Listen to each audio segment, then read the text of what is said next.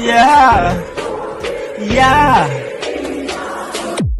In your house with O'Con. Hey, O'Con in your house. Hollywood in your house. Hypocrisy's head in the clouds. Curating all kind of loud. Wrestling in front of the crowds. Paragon's holding it down. Anybody can get it. Josh Joseph standing on his decisions. He is the voice. There is no choice. We is them boys in your house making wrestling noise. Moving fast just like cruiserweight action. In your house is the perfect distraction. Bumpers in your ears when you in traction. Get this work with some wrestling action. Smoke.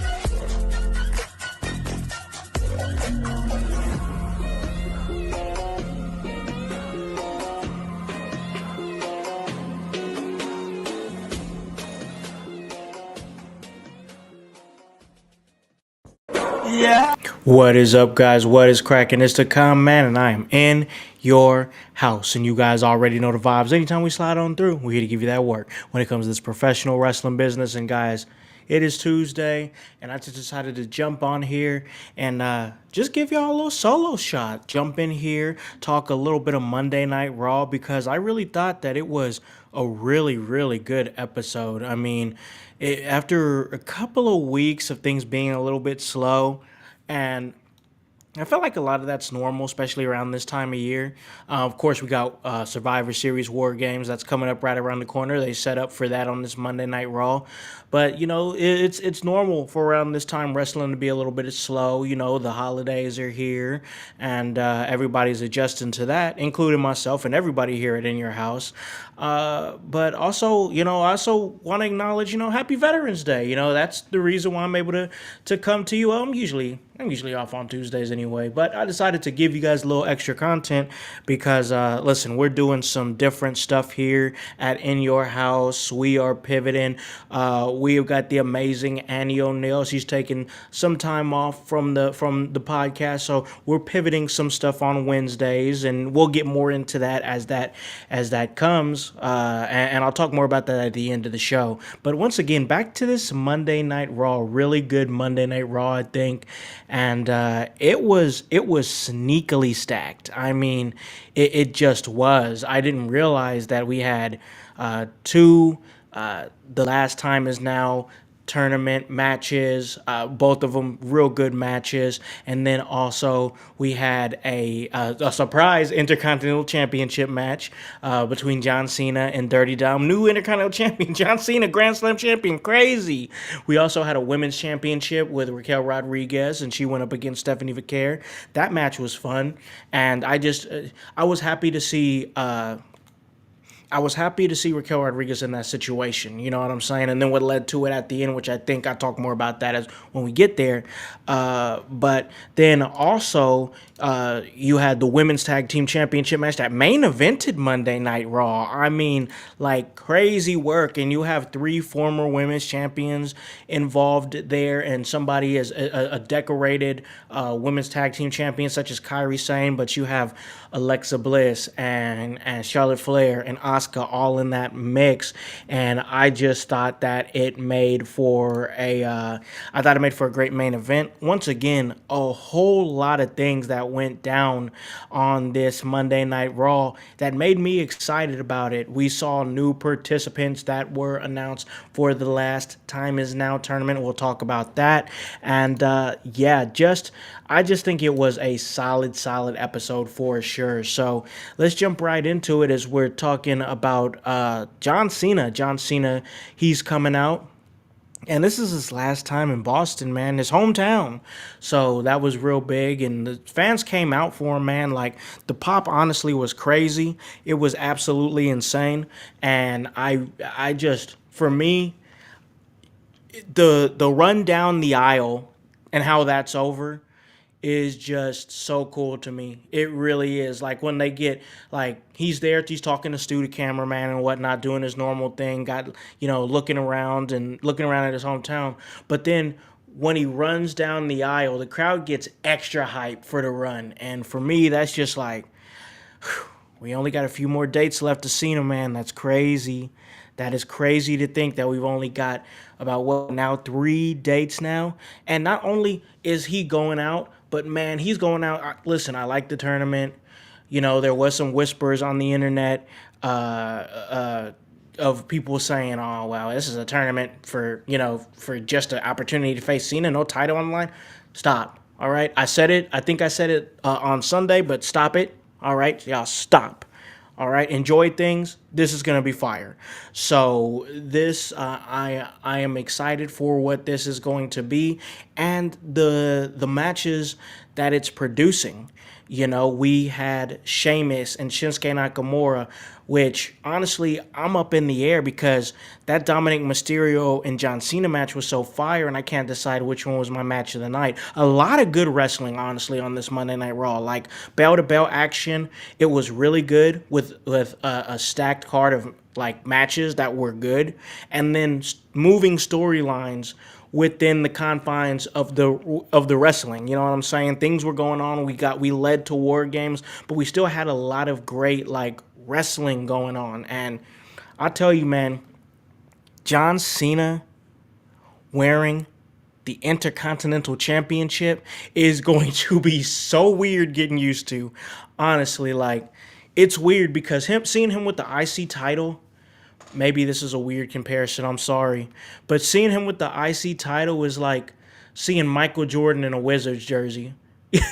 Like, do you feel what I'm saying? Like, it's like seeing Shaq in a Celtics jersey, like it's like seeing Patrick Ewing in a in a Seattle Supersonics jersey, Hakeem Olajuwon in a Toronto Raptors jersey. It just looks weird, man. It just looks weird. And I'm not saying that this is John Cena in his, washed era. I can see how people could kind of take that from what I'm saying, but no, it's just weird seeing him with the title that he's never held. Like seeing a long time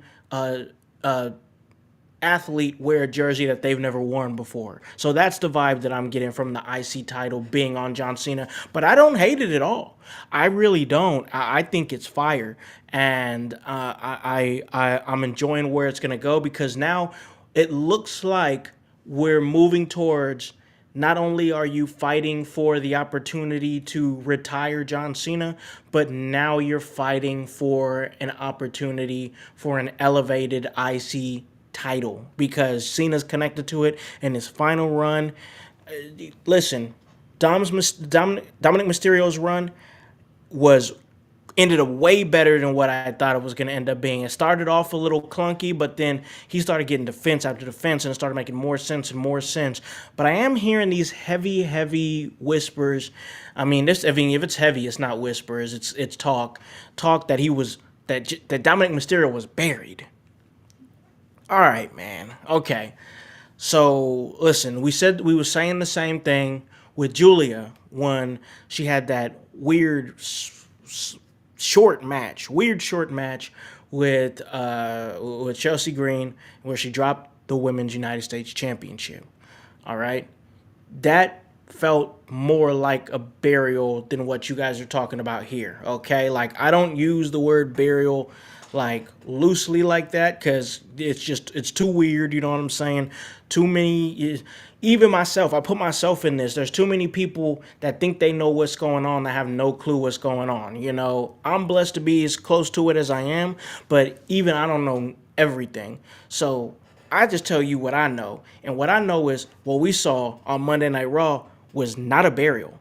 All right. Dominic Mysterio is not going to hurt from losing the IC title to John Cena in his retirement tour. If anything, it's going to elevate him. He's better from this experience. He's still the Triple A Mega Champion, and he still got that going. Like, he still got motion. And come on, bro. Like, you can't sit up here and tell me that this cat got buried when he went up against John Cena. The match was arguably match of the night. You know what I'm saying? Like I said, I thought Shinsuke and Sheamus, they were banging, and I love that style where they were just going just like toe to toe, hard hitting, striking action. That's what we saw. But arguably, this was the match of the night, and this could also lead to possibly him fighting John Cena again in San Diego at Survivor Series. So what I'm saying is this. Yes, there is now a window where it looks like John Cena is going to be defending the Intercontinental Championship on December 13th at Saturday night's main event against whoever wins the Last Time Is Now tournament. But what I'm saying is there's still a reality where Dominic Mysterio could win it back at Survivor Series. He could. He could win his title right back at Survivor Series. And, they just did it because they wanted John Cena to get that last IC title reign in. But I do think there might be a little bit more meat on the bones if you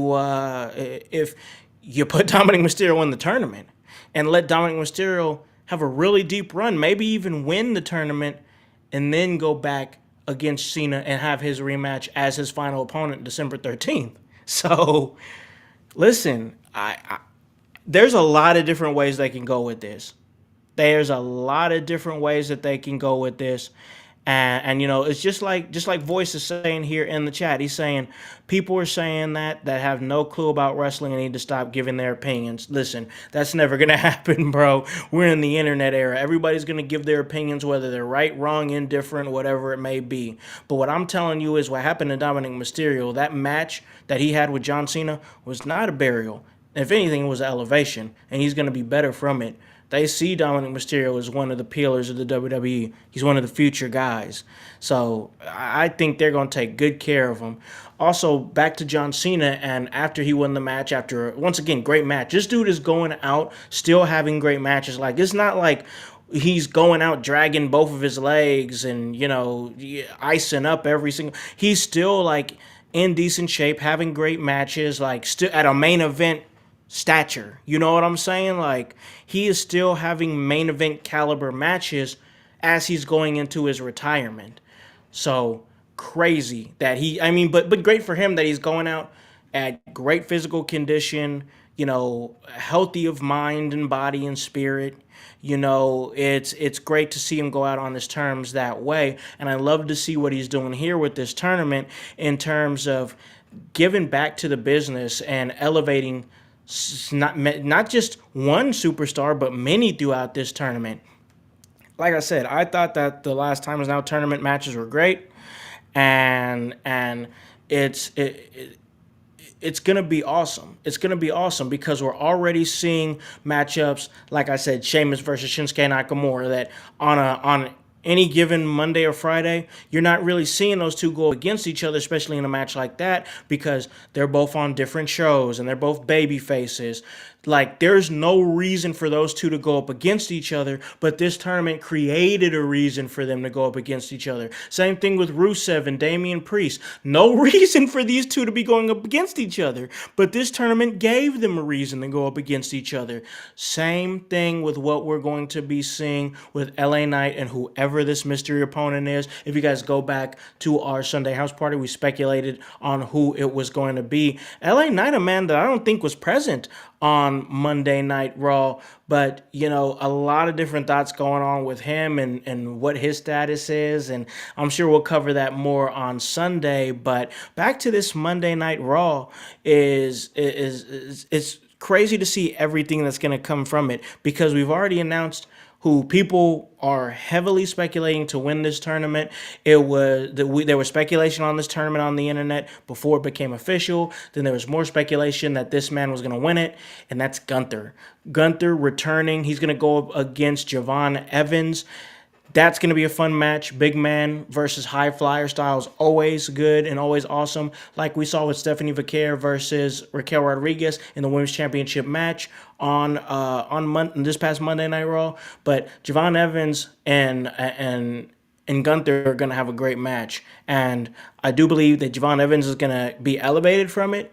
But Gunther's most definitely going to win, in my opinion. I like Javon Evans. I think he has a lot of upside. He's a peeler adjacent guy. I mean, he's top guy material. Like if you are willing to mold him and work with him and slow build with him, because he speaks to a generation, I believe. Like he does speak to a specific generation, and like I remember reading reports of saying that he was afraid to do promos because people don't understand the way that he talks. No, no, no. Here's the thing. His generation understands the way that he talks. You know what I'm saying? Like, he speaks to a generation. It's not meant for everybody, but it's meant for the generation that's coming up that speaks in the same dialect that he does. He's going to be a future top guy. Javon Evans will be. So for him to even be in this tournament is going to be great. John Cena doing so many amazing things for the business right now, in my opinion. Not just this Last Time Is Now tournament, but the way that he's building the Saturday Night Main Event on December 13th, his final match. It's going to be him versus his final opponent, who's more than likely going to be a young guy who's going to benefit and become a peeler. But not only that, the undercard of these matches are going to be main roster guys versus NXT talent in exhibition matches. He's just doing this in the right way, in my opinion. Like all the that Cena hate, it's got to go. It's got to go. He's doing things the right way. I understand there's people who don't like oh, I'm the perfect guy. I'm, the perfect man or whatever. And that's what he portrays, as like he could do no wrong and this and that. He's just a genuine, overly nice guy. And a lot of those people, like, we feel suspicious about those people. But man, if it's right there in front of us, let's just accept it for what it is until he gives us a reason to truly hate him. John Cena is an amazing human being, and I think he's doing an amazing thing for wrestling as far as giving back in this tournament and in these exhibition matches for Saturday Night Main Event, December 13th, in my opinion. But right now, he's going to be the Intercontinental Champion until he drops that title, either at Survivor Series or at Saturday Night's Main Event, his final match, whichever one it's going to be. But there was no burial involved, I can tell you that much. Man, like I said, this was a fun Monday Night Raw. I thoroughly enjoyed it and for what it was and everything that came from it. Man, you had many different things going on. CM Punk, he comes out and they set up their Survivor Series War Games match. Him being Punk and Uso, Jey Uso, that is, and WWE Champion Cody Rhodes. And we saw Cody Rhodes early as he was shaking hands with John Cena. That backstage, I think that backstage segment with him was where Cena was getting congratulated by all the roster and shaking hands and stuff was great. I think it was a good touch. They're doing things the right way to, show him out the door. This is a very unique retirement tour that I think has been really cool to watch. So we saw him being Cody, and he is now clicked up with CM Punk and Jey Uso to go up against The Vision and Logan Paul, or maybe Logan Paul is in the Vision. They're kind of keeping this one tight. And I will say this, with Logan Paul, I really like the way they presented it. Like, I really enjoyed it because his logic was, oh, okay, so, like, I felt that tsunami from Bronson Reed.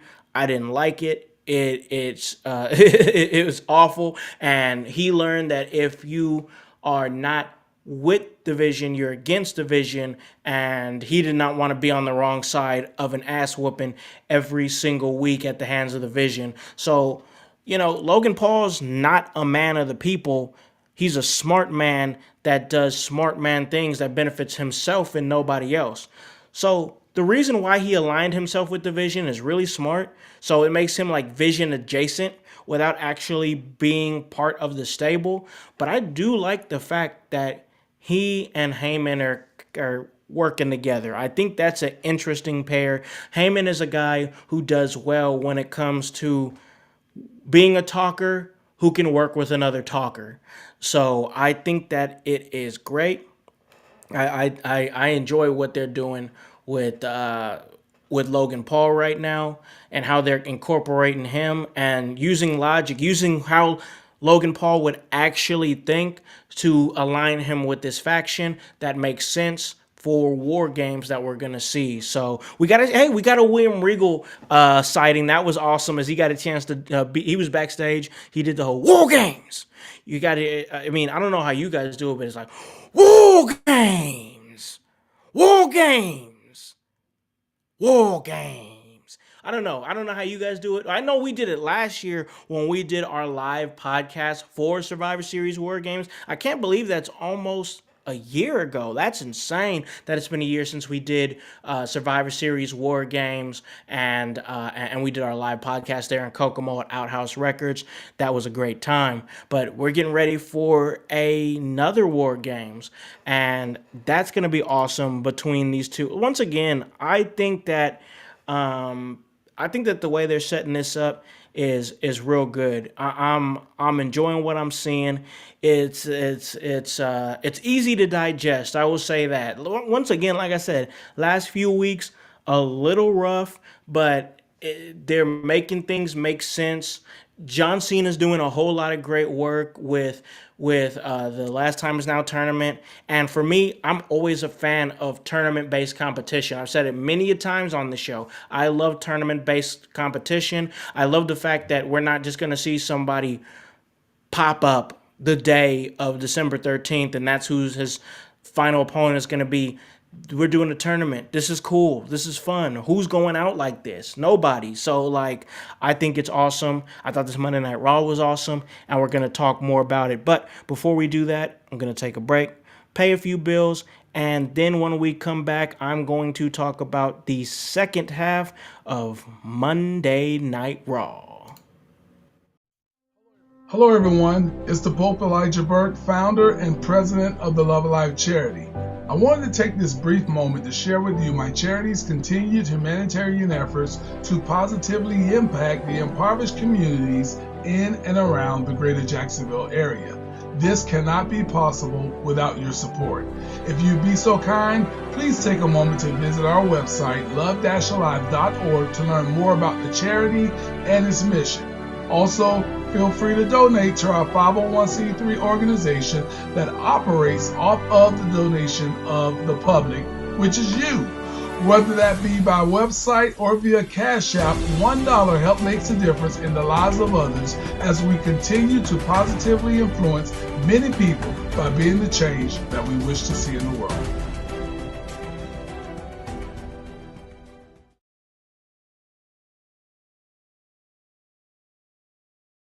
In your house with O'Con.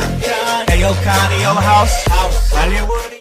Emerge faithful for coming out to Emerge 91 Blood and Bone.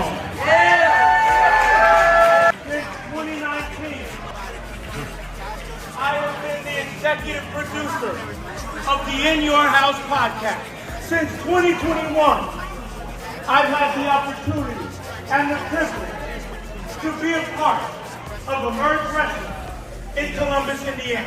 The honor and the privilege to tell all of you, right here in the middle of this ring, that Emerge Wrestling, in collaboration with the In Your House Network, will be at the Squared Circle Expo this March in Indianapolis.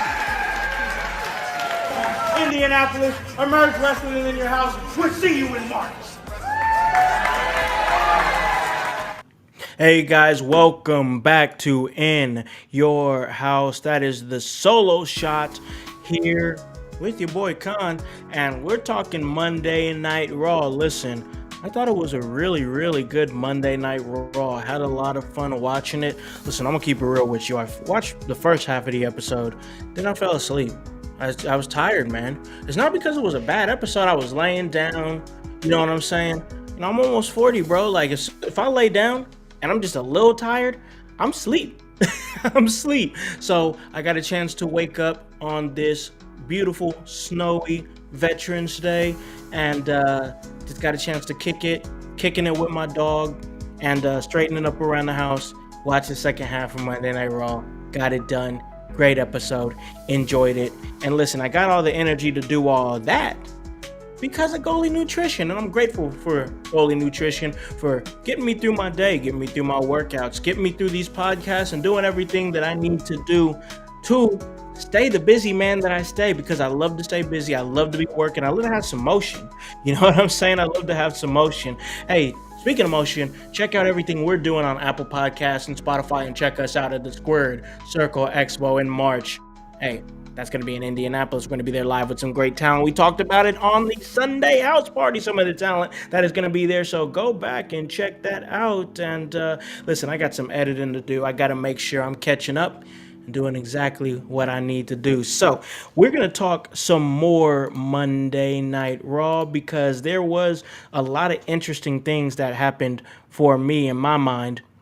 And listen, one of the big things for me was the Nikki Bella heel turn, man. I mean, I know we talked about it. I liked the match between Stephanie Vaquer and Raquel Rodriguez. I love the fact that Raquel Rodriguez was in a championship match. Like, low key, she definitely deserved to be there, and she showed it in a really solid match. She's getting really better with that big woman style. She's got it down packed, and she puts on great matches when she goes out there, like pretty much every single time now. And of course, she's an absolute pillar of the women's tag team division, which is doing great things, and it main evented Monday Night Raw. So once again, I thought this was a great Monday Night Raw. Nikki Bella turns heel.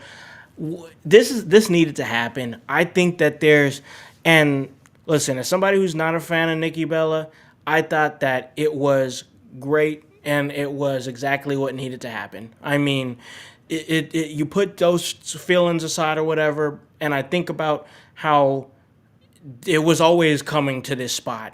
I don't think there was anybody who didn't think this was coming.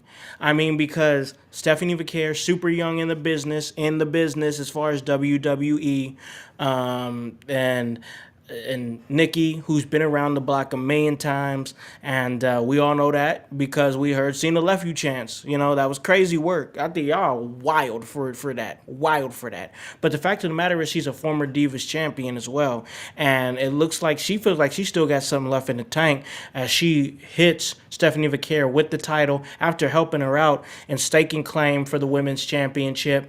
It makes sense. It just does. Like, you put Nikki Bella in that spot, and you have somebody who Stephanie Vaquer can get a really big title defense against. I don't feel like we're gonna get a Nikki Bella championship reign unless they just really want to go there with the heel heat. Like, if they really want to get behind her as a heel, have her win the title, and I'll come on this podcast and I'll bitch and complain about it, and I'll be pissed off, and then I'll tell you why it's fucking brilliant. So, so I don't know, man. I don't know. So maybe we can get a Nikki Bella heel championship run. It's not out of the realm of the ordinary for it to happen, and Stephanie Vaquer has a lot of opportunities to be women's championship. Why am I talking myself into a Nikki Bella championship reign? What's wrong with me? Oh my gosh.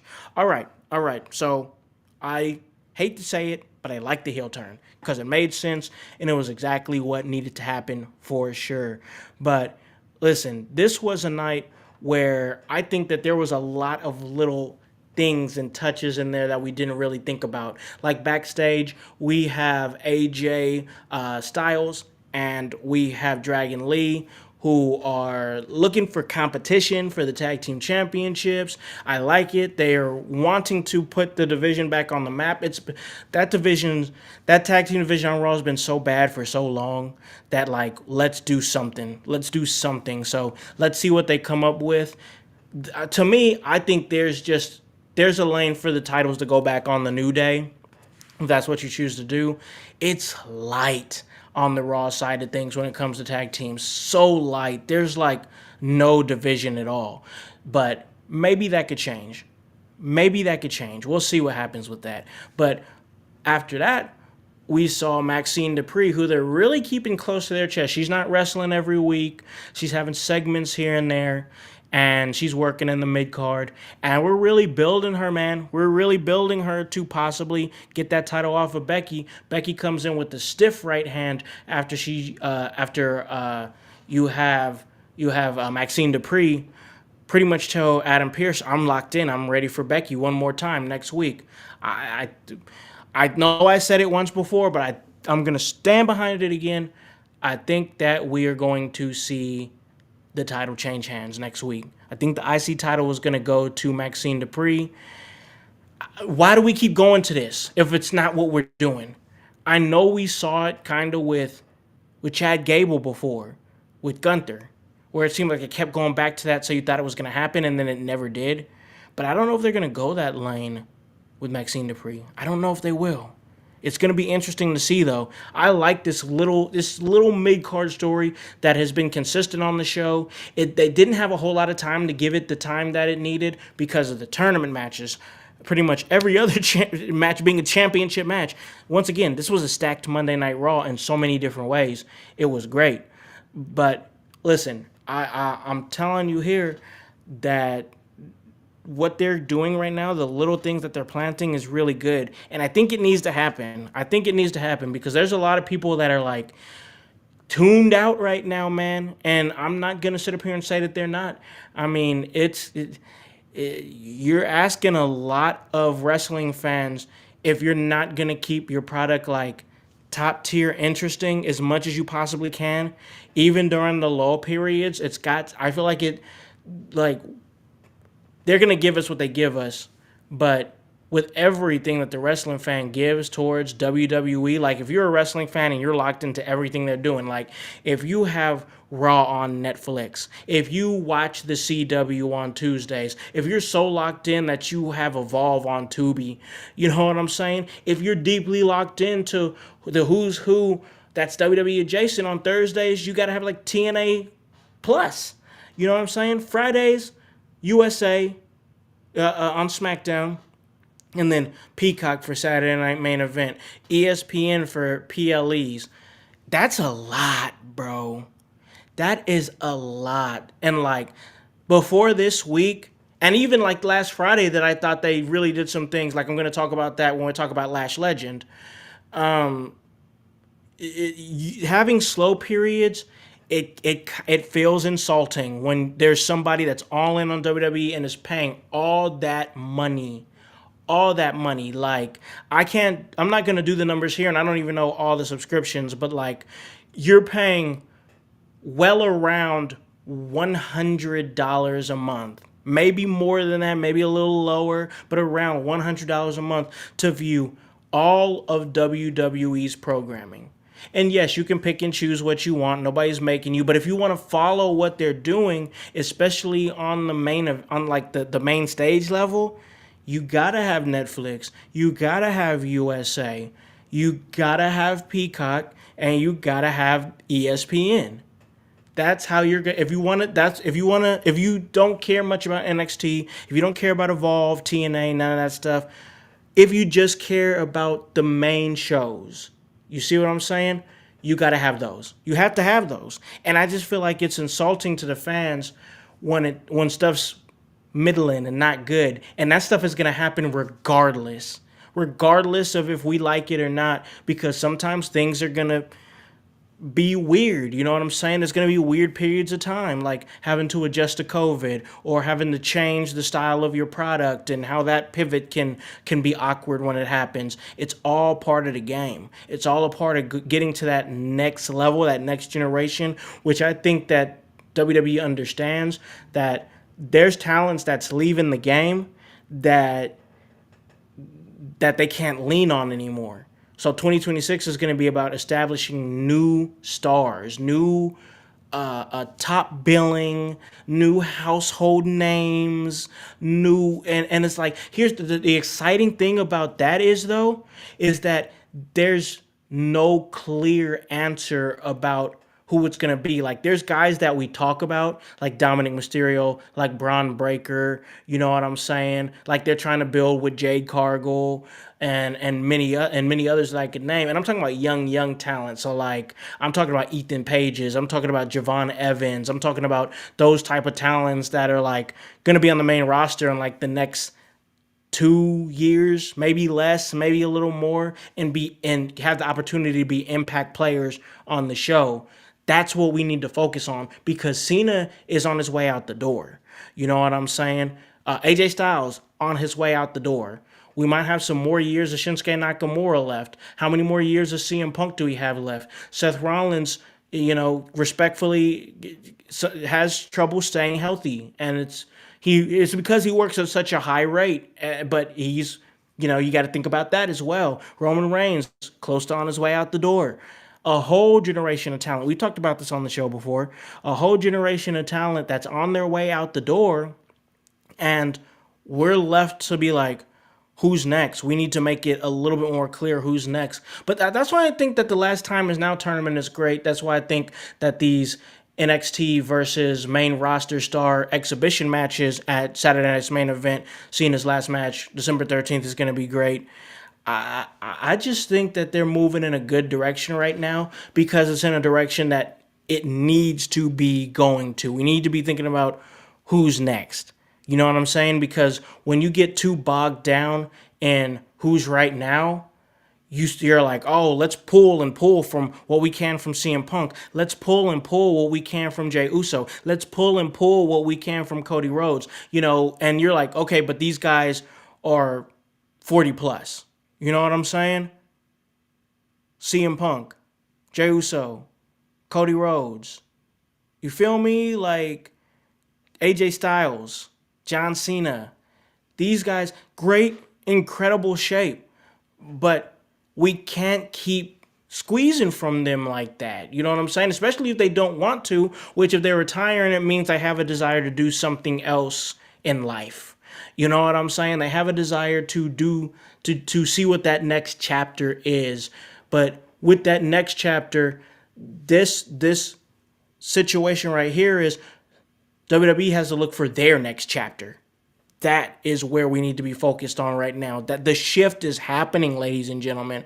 And I think that is what we are seeing with so many rising stars that are coming up, and the focus on this tournament, the focus on NXT, and what we can do from that. So like I said, I love what we're doing here, but one thing that I did love is, for certain, is this main event, this tag team championship main event. Very cool to see the women's tag team championships main event Monday Night Raw again. It's been a couple of months maybe since we've seen the women's tag team championships main event Monday Night Raw, but it was great to see it, and I really enjoyed the match. And I think it made sense for the Kabuki Warriors to win the championship, and I like the reason why it happened and how it all led towards the War Games match that is going to be going on. We saw the return of Rhea Ripley. We saw the return of Io Sky, and they're going to be teaming up with, We're Not Friends, Charlotte Flair, and Alexa Bliss. And we're going to be seeing the new women's tag team championships, the champions, the Kabuki Warriors, and Asuka and Kairi Sane, Nia Jax, and Lash Legend. So let's stay there for a minute, because we all know these other women very well.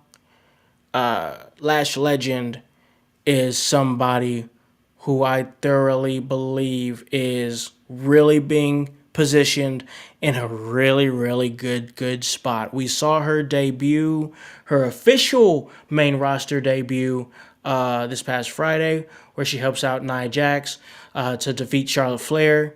And then we saw them get involved in the main event and cost them the titles Charlotte Flair and Alexa Bliss.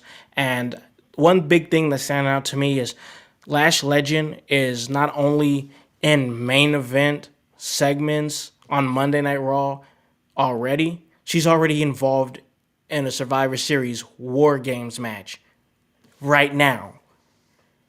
They are putting her in a position to be a star, a big time star, and I'm excited to see it for sure. I am excited to see whatever they are about to be doing with Lash Legend, because if you heard me on Sunday, I think she has high upside for sure. So I really enjoyed what I saw there. I enjoyed them shaking things up for this Monday Night Raw. Once again, every match was either a tournament match or a championship match. John Cena was there. He won the IC title. He's now a Grand Slam champion. Sheamus moves on in the tournament. I like the potential story there with Sheamus, that he could defeat John Cena on December 13th, where he debuted or he defeated John Cena for the championship, the WWE championship, back in like 2009, and he could retire him and take the IC title and complete his journey of becoming a Grand Slam champion. Heavy stories, man. This tournament is going to be great, and I like what we're going to be seeing from it for sure. Who's going to be going up against Solo Sikoa?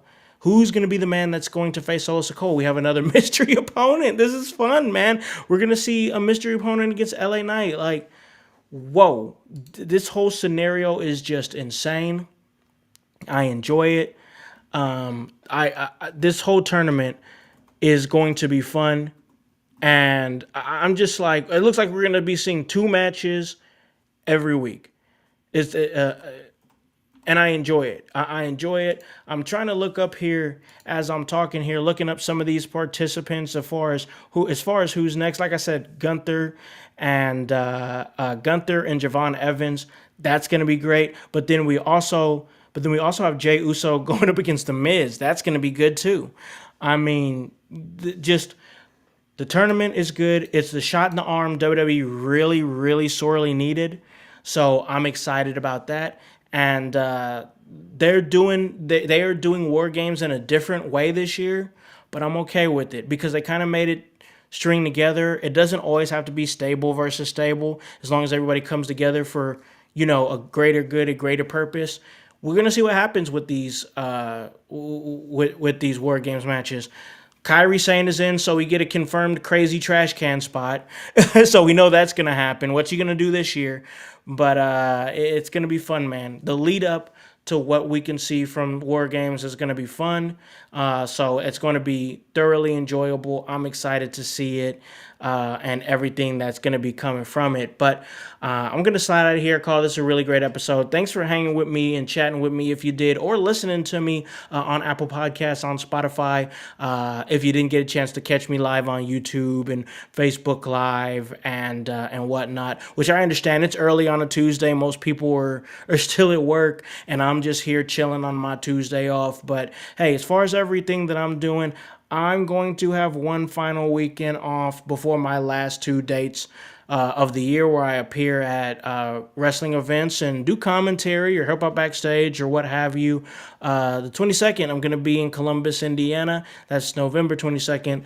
That is going to be Emerge Wrestling there in Columbus for Emerge 92 Steadfast. I might be on commentary, strong possibility, but whatever they need me to do, I'm going to hold it down. And then you can catch us as a team simultaneously. That's Emerge Wrestling in your house. That's March 27, 28 to 2026 in Indianapolis, Indiana for the Squared Circle Expo. We got a table. We're going to be having a great time. Check us out. But then November 29th, that's before this one, obviously.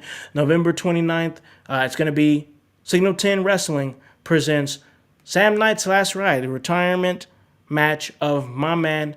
That is, of course, the right-handed guy, Sam Knight, as he calls it, a close to 20 years on his own terms, which is great. I'll be there by his side to manage him, and that's in Greencastle, Indiana. So check out everything that Signal 10 is doing and what is going to come from that. But, guys, I'm going to ride out into the sunset, enjoy the rest of my Tuesday before it's back to the grind tomorrow, because it's all part of that work. And it's HOWSC, and that W stands for work. So, for the whole team here at In Your House, I'm Malik on the Concept House, here to remind you to tell a friend, to tell a friend, to tell a friend, to hop on this bandwagon. Get on or get gone, because the household is still going mighty strong. You guys have a great day and a great rest of your week. Peace. Yeah. In your house with O'Con. Hey, O'Con in your house. Hollywood in your house. Hypocrisy's head in the clouds. Curating all kind of loud. Wrestling in front of the crowds. Paragon's holding it down. Anybody can get it. Josh Joseph standing on his decisions. He is the voice. There is no choice. We is them boys in your house making wrestling noise. Moving fast just like cruiserweight action. In your house is the perfect distraction. Pumpers in your ears when you in traction. Get this work with some wrestling action. Whoa.